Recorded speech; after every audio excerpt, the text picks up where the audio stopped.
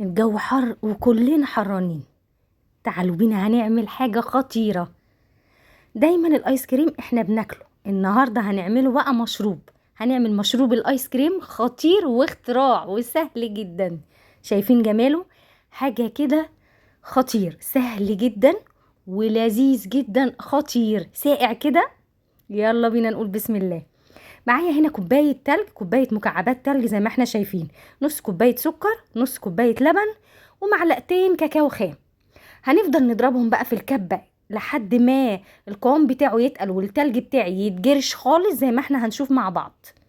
الله الله، طعمه بقى عايز اقول لكم، عارفين انتوا الايس كريم لما بيسيح شوية كده احلى واحلى.